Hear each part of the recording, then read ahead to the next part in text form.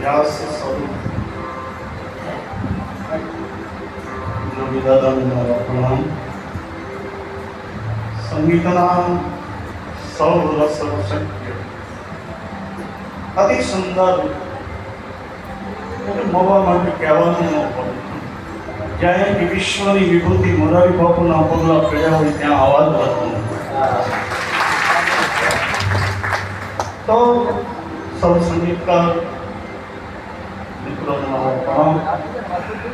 પટુ દાદા, દાણીધારી બાપુ, કથાના મુખ્ય વિદ્વાન, ભેડા પરિવારને વાંચ્યું, વડીલ શ્રી, એમનું આખું કુટુંબ અને સૌ જ્ઞાતિજનો અને સૌ પધારેલા શ્રોતા ભાઈ બહેનો સૌને મારા કેટલાય સમયથી જોગી દાદાને સાંભળવાની ઈચ્છા હતી, પણ અચાનક અહીંયા મહુવા પોતે બિરાજે એવું સાંભળ્યું. આમ તો તમારી કથાની યાદી રસ્તામાં મને ખારી લેહોરિયા બધાય જ મળી ગયો, પણ કોઈ રસ્તેથી આવ્યો. મારો બોડી કાર્યક્રમ નહોતો, તો મારે પણ બધાને કંઈ કહેવું નથી. અદ્ભુત પ્રસંગ પૂતનાનો ચાલી રહ્યો છે. કંસૈલ પ્રહિતા ગૌરા પૂતના બાળ. કૃષ્ણ એક વાર ભગવાન કૃષ્ણને તમે જોઈ લો. કૃષ્ણ શબ્દનો અર્થ એ થાય કે એક વાર તમે કૃષ્ણને જુઓ પછી કૃષ્ણ વિના તમે રહી ન શકો. આ કૃષ્ણોતિ વત્સઃ. રામ અને કૃષ્ણ અહીંયા તો વિશ્વની વિભૂતિ જે બાપુને મારા પ્રણામ. કારણ કે ભગવાનનું નામ એ તરગદાનું નામ. અને એક ભાઈ પૂછ્યું કે તમે મોરે બાપુ રાડ્યું બહુ પણ. મેં કીધું અમારા શેત્રુજીનું પાણી જેવું અમે બાપુ જ્યાં બોલતા નથી અને અમારો કલાકારે રાડ્યું વગરનો ન મેં કીધું એક ઘરનો રોટ થાય ને એનામાં તાકાત ન આવે. અમે તો તરગાદડા ગોઠેલીનો રોટ માગી માગીને આવવાનો એટલાય ઘરનો રોટ ખાતો. એમાં એક વર્ણનો રોટ અમે ખાધેલો. તો કંસૈલ પ્રહિતા ગૌરા. ભગવાન કૃષ્ણના જીવનમાં ત્રણ માતાઓ છે, ત્રણ માં છે. એક યશોદા જનહ માતા, નંદ ગોપાલ વિનંદિકા. જે માએ કૃષ્ણને પાળી પોષી મોટા કર્યા, જે માએ યશોદા, જે માએ ભગવાન શ્રી કૃષ્ણને દૂધ પાયું કે નથી પાયું તો નહીં ખ્યાલ, પણ યશોદાના આંગણામાં મારો કૃષ્ણ રમ્યો છે જેમ કૌશલ્યાના આંગણામાં મારો રામ. ભાગવત કથાના યજમાનોને ધન્યવાદ આપું કે તમારા આંગણામાં કૃષ્ણ પોતે પધાર્યા છે. ભાગવત કૃષ્ણનું સ્વરૂપ. તદગ્રહ તીર્થ રૂપમ વસ્તા ભાવ કે નહીં જોડી દો. જેના ઘરમાં ભાગવતની પધરામણી થાય, જેના આંગણામાં ભાગવત પધારે અને જેના હૃદયમાં ભાગવતની પધરામણી થાય ને એના શરીરમાં બધા તીર્થ આવી રહે છે. ભાગવત આપણે દેશી આરતી લો, દેશીમાં જાઓ, દેશી આરતી જોવાય છે. એનો ગાય મારે આંગણ તુલસીનો પ્યારો, મારે આંગણ તુલસીનો પ્યારો.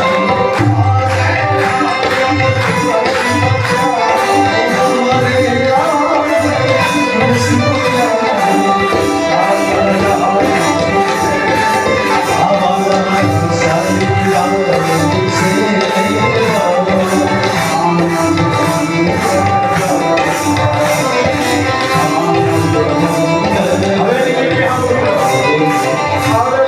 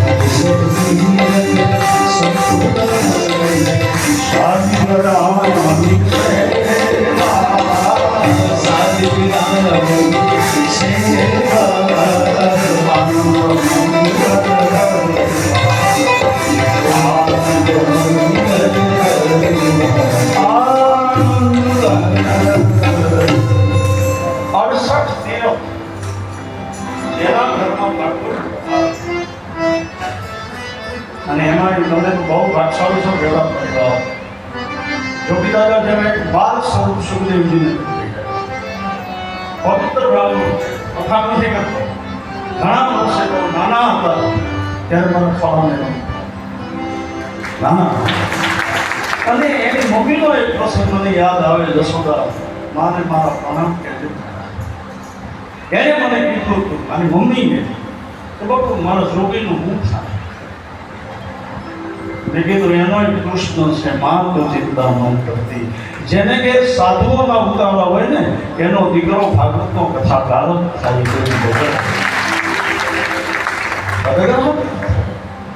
તો એ યશોદા કૃષ્ણની માં, બીજીમાં દેવકીજીએ ખાલી જન્મ દીધો છે.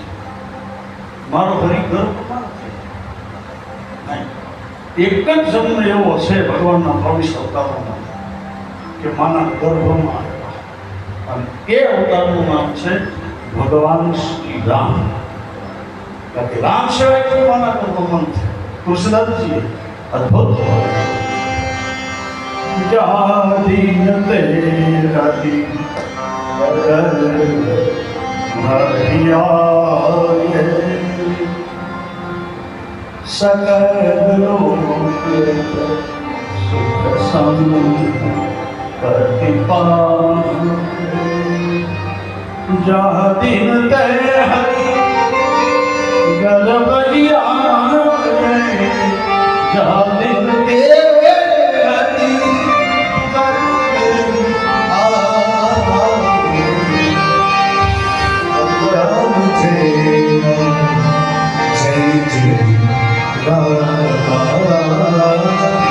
श्री राम जय जय तो ઈમાં કૌશલ્યાનું પેટ કેટલું ભાગ સમજ. જે માએ જોગીભાઈ જેવા અને જોગી દાદા જેવા દીકરાનો જન્મ આપ્યો, ગર્વ વ્યાસપીઠ બધાને મળે છે, પણ વ્યાસપીઠને બચાવવી બહુ અઘરી છે. મોરારી બાપુને એટલા માટે એના પગમાં આરોપીએ છીએ કે ઈ અમારા સાધુએ વ્યાસપીઠને બચાવી છે. બચાવવું આટલી ઊંચી કક્ષાએ, અને છતાંય નાનો બાળક થાય તો ગાવો બાપા, અને ઠેઠ સુધી મૂકવા તો એક માં યશોદા, બીજી માં દેવકી, અને ત્રીજી માં પુત્ર. અને હું ભાગવતના પ્રમાણ સાથે કહું, આની પાછળનો શ્લોક છે ધાત્રી એવો શબ્દ. ધાત્રી એટલે બહેનો સમજી જાય ધવડાવનારી. ઘણા છોકરાઓ માં ગુજરી જાય અને ઘણા છોકરા મોટા થતા તો બીજા બહેનો એને દૂધ પાય. પછી મોટો થાય ત્યારે બહેનો એમ કે મોટા મેં તને દૂધ પાયું, હું તારી માં. સએવ પોતાના મોક્ષમ સએવ. એક જ સાથે ત્રણ વિઘ્નો ભગવાન કૃષ્ણના જીવનમાં આવી ગઈ. એક પોતાના શક્તાસુર અને પોતાના દૈતો નામના ગુણ. મારા તમારા જીવનમાં જ્યારે પ્રગતિ થાય, આપણે જ્યારે સુખ મળે ને ત્યારે કાપવાવાળા આવે જાય નથી. અને બીજું, હું સામાજિક રીતે મારે નથી દઉં, પણ તમને કાપે કોણ?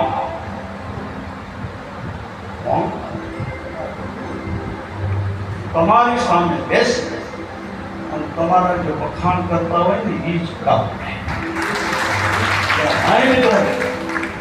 ભલે ને લોકો ચૂપ બેઠા છે હાજરીમાં મારી, ભલે ને લોકો ચૂપ બેઠા છે હાજરીમાં મારી, પણ નહીં હોય હાજરી મારી ત્યારે કહેશે કથા અમારી. હાજરી મારી આમ વખાણ કરતા આપણને એમ થાય ઓહો, આમ તમે તો બધા મારું કુટુંબ છો, કારણ કે હું અહીંયા મોઢેલીનો છું, એટલે તમારો પરિવાર મારા ઘરની બાજુમાં એક જ દિવસમાં ટીટોભાઈ જતો, ટીટોભાઈ બાબર અહીંયા આવ્યો હશે, એના પાસે પરિવાર છે એને. એટલે મને આ બધા અનુભવ છે વાહ, કે આમ વખાણ કરતો હોય તો આપણને એમ થાય ઓહો, આ બીજો ભીષ્મનો અવતાર છે હું, પણ તમને કહી દઉં કે મને મારો જ ભરોસો નથી, એમાં બીજાનો કેમ કરવો? એટલે વખાણ કરવાનો ભરોસો કોઈ કરતા તમને શું? એટલે મારા યુવાનો બરાબર સંદેશો સાંભળે કૃષ્ણના કે તમારી નજીક જે તમારા મિત્રો હોય ને એનાથી સાવધાન રહેજો, એ તમને બગાડશે. ભલે ને લોકો રડે છે મારા જનાઝા ઉપર બેફામ, ભલે ને લોકો રડે છે જનાઝા ઉપર બેફામ, પણ આ લોકોએ જિંદગી ભર મને રોવડાવ્યો છે. જિંદગી ભર નહીં તો ભાગશાળી છો. હું જ્યારે બોલની બેઠો ત્યારે મેં પૂછ્યું, ભેળા પરિવાર એટલે બહુ મને સમજણમાં ન આવે. ત્યારે પછી મને યાદ આવ્યું તમારા ભાઈનું નામ તો હું ભૂલી ગયો, મનુભાઈ. ત્રિસપ્તમી એટલે જેના ઘેર ભાગવતની પધરામણી થાય ને એની 21 પેઢીને મોક્ષ મળે છે એનું જ્ઞાતિ. આ પ્રમાણ સાથે બોલું, હું ક્યાંય પ્રમાણ બોલું નથી બોલતો નહીં. અને આ કોણ બોલ્યું? ભગવાન પોતે. પ્રહલાદની આગળ ભગવાનને કીધું ત્રિસપ્તમી પૂર્તો 21 પેઢી તમારી પાસે. તો આપણે તો ગામડામાં કહેતા ચાકર, પણ ચાકર છે ને એને મારો હરી નાસ્તો, તમે ચાકર તેરે ચરણો. ચાકર તો તમે બહુ ભાગશાળી. પણ એમાં યશોદાને પરમ ભાગશાળી. રામાયણના ભાગવતમાં બાપુ શબ્દો છે ભાગશાળી, અતિશય ભાગશાળી, અમરદાસ પરમ ભાગશાળી, અતિશય ભાગશાળી. એમાં પરમ ભાગશાળી કોણ? જે કથા સાંભળે એ. કથા સાંભળે. બોલવું તો બોલશો તો દાદા માફ કરજો થોડું, બરાબર ને? રામાયણમાં આધાર કોનો મળ્યો? રામાયણમાં ઉપાસક હશે, મને પણ ગૌરવ કારણ કે તમે દાદાને મારે સાંભળવાના હતા. પણ હવે ઘણા સમય આવ્યો છે એટલે મારે ગધેડિયામાં પહોંચવાનું છે ગણપતિ ઉત્સવ. મન કઈ આવ્યો હું એ આવી, પણ એ બધા સમજે સાધુનું એવું જ હોય હે ભાઈ. ત્યાં આ દાદ બાપુને કીધું મેં તો ગમે ત્યાં એમને મોઢા પહોંચ્યા હોય અને એમ કે મોઢા પહોંચ્યા તો સીધું એમ તો કઈ લીધું તો નથી. બે જણા કથામાંથી નીકળ્યા છે ભાઈ કશું કથામાં કઈ લીધું તો આપણે શું કહીએ ગરીબ માણસો પ્રસાદ જોડી સંપર્ક દીધા તો કઈ દીધું તો આપણને શું આવડે? 5-7 ગાયું દીધી છે.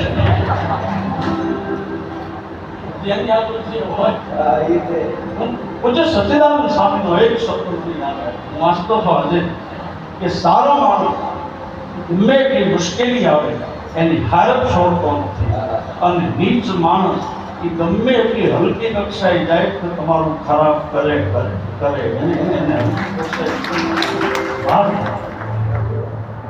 હારો હારે બનાવવું કે. અને હું તમને એટલી વાત કહું કે જે કથા બેસાડે ધન્યોસ્મી પિબંતુ શ્રીમદ ભાગવત રસામૃતમ. કૃષ્ણોપનિષદનો શ્લોક. ધન્યાસ્મી પિબંતુ, જે પીવે જે રામરસ કે કૃષ્ણનો રસ નીચે બેઠા બેઠા પીવે. અને એટલે જ તુલસીદાસ હનુમાનજી પરમ ભાગશાળી કેવા?